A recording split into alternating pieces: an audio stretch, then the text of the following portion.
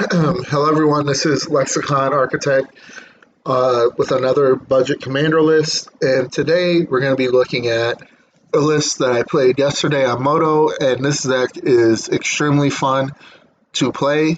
Our commander is Sméagol, Helpful Guide.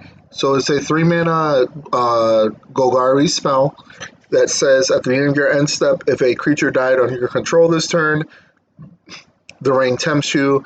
And then whenever the ring tempts you, target opponent reveals card from the top of their library until they reveal a land card, and then put that card onto the battlefield tapped under your control and the rest into their graveyard.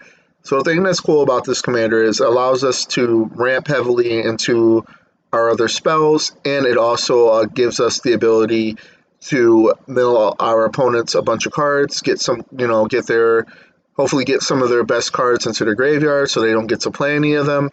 And we do have some ways to bring stuff back from our opponent's graveyard to our side of the battlefield. We will talk about that later once we get to those cards. But first, we're going to be looking at Avenger of Zendikar, 7 mana spell that says when it ETBs, you make a 0/1 green plant creature token for each land you control. So let's say we have 7 lands. This will make 7 0/1s, and then whenever another land ETBs under our control, you will put a 1/1 counter on each plant. So 7 plants will become 1/1s, and then sequentially after that, we will continue to buff our plants and have a bunch of stuff to attack with.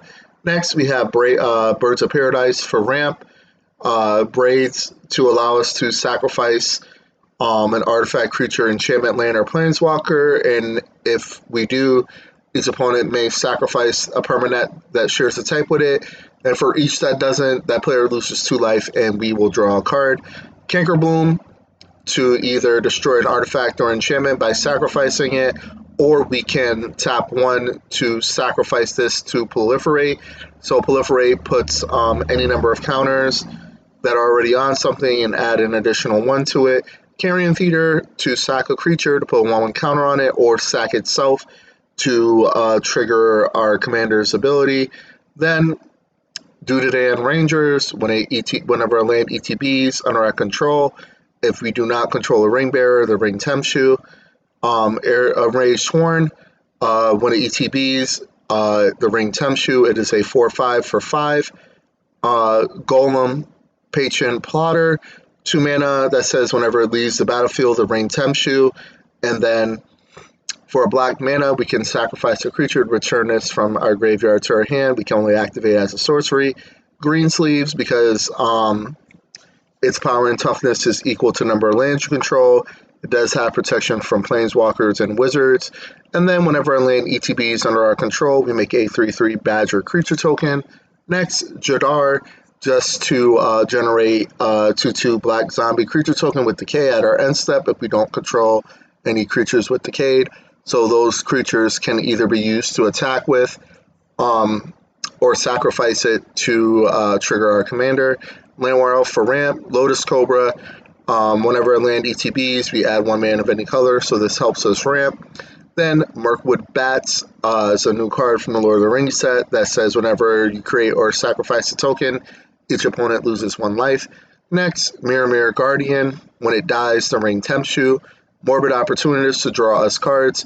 Doesn't matter if it's our creature or opponent's creature that dies. Whenever a creature dies, this ability only triggers once a turn, but we will draw a card.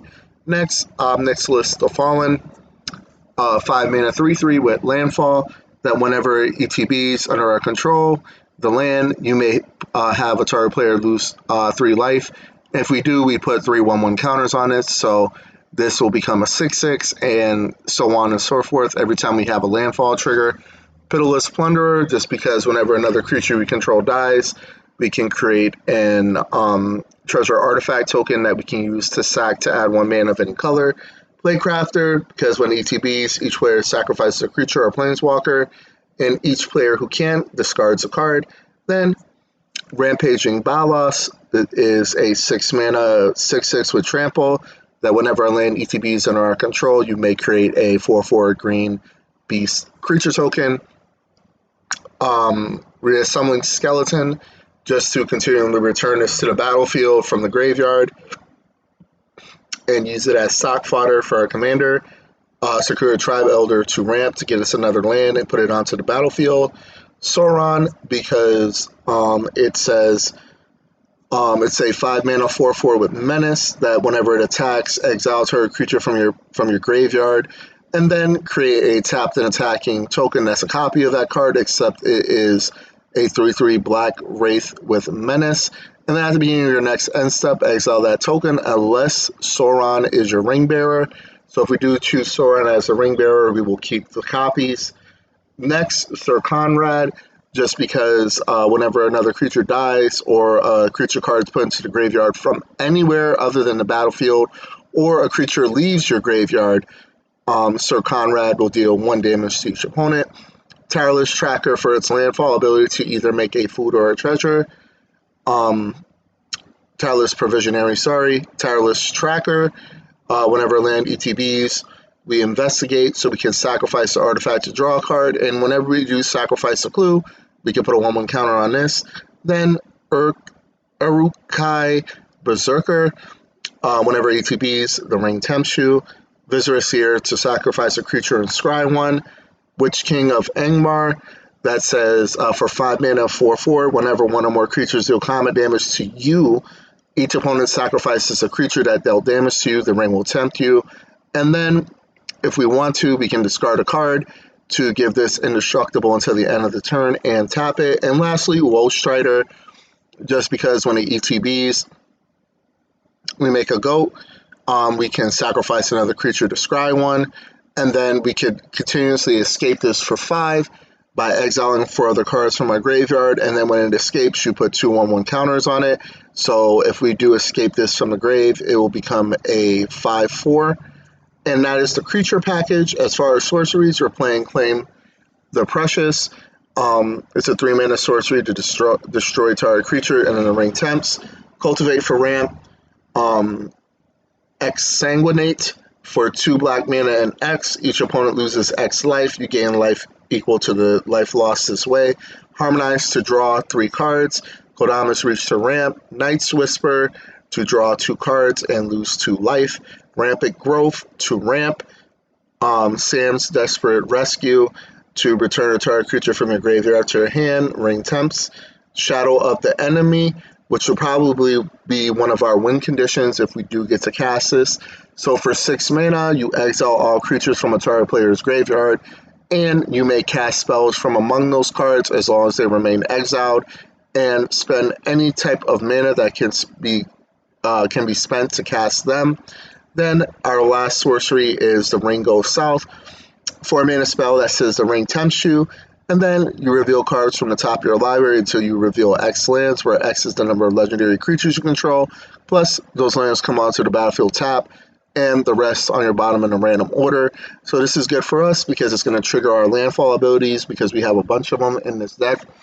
And if we do have several legendary creatures, including our commander, for example, we'll get a few lands and then trigger those creatures with the landfall abilities. For instance, we're playing Assassin's Trophy for removal, Beast Within for removal. We play this to protect the creature, and then the ring tempt us. Use this Corrupted Conviction to sack a creature and draw 2. Dark Ritual to ramp us early game or late game if we need it. Deadly Dispute to sack a creature and draw 2 cards and create a treasure. Entis Restoration for ramp. Go for the Throat for removal. Golem's Bite for removal, and then we can sacrifice this. Exile this from your graveyard to tempt us, make the ring tempt. Hero to ramp. Heroic Intervention for protection. Nasty End to sacrifice and draw 2 cards, and if it was legendary, draw 3. Terra Center for removal. Village Rites for draw. As far as artifacts, we're playing a Signet, a Golgari Signet, Inherited Envelope, because when it ETBs, the ring tempts us, adds 1 mana of any color. Soul Ring and Talisman of Resilience. Lastly is our enchantments. So we have Bitter Blossom. At the beginning of our upkeep, we lose a life and we create a 1/1 Black Fairy Rogue creature token with flying. Blood Chief Ascension to get counters on this, and if there are 3 counters on it, whenever I'm sorry. So yeah, so whenever someone has been dealt 2 or more life, uh, no, I'm sorry, I'm reading this wrong. I'm so sorry. Whenever a card is put into the graveyard from anywhere, if you have 3 or more counters on this, you may have that player lose 2 life, and if you do, you gain 2 life. Call the ring at the beginning of your upkeep. The ring tempts you, and then whenever you choose a creature as your ring bearer, you may pay 2 life, and if you do, you draw. Phyrexian Arena to draw an extra card during our upkeep. Shortcut to the mushroom. When ETBs, the ring tempts us, and then if a permanent you control has left the battlefield this turn, you can put a 1/1 counter on a creature you control. And then last, Zendikar's Royal is a 5-mana enchantment that says whenever a land ETBs under your control, you make a 2/2 green elemental creature token. As far as lands, it's pretty simple. Bojuka Bog is in here just to exile a graveyard. Castle Lochwain allows us to draw cards at the cost of us losing life for the number of cards in our hand.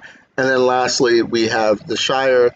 So as long as you tap untap creature you control for 2, you will create a food token.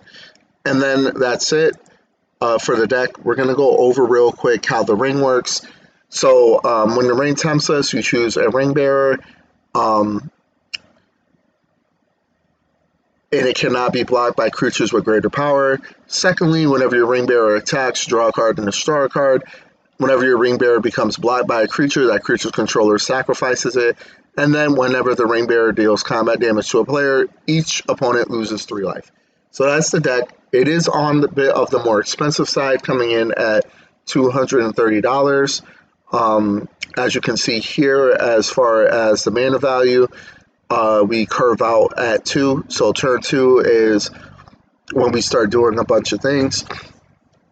So if you enjoyed this video and this style of content, please leave a subscribe to me on YouTube. This video will be uploaded shortly with all my social media links. And I hope you have a great day and take care.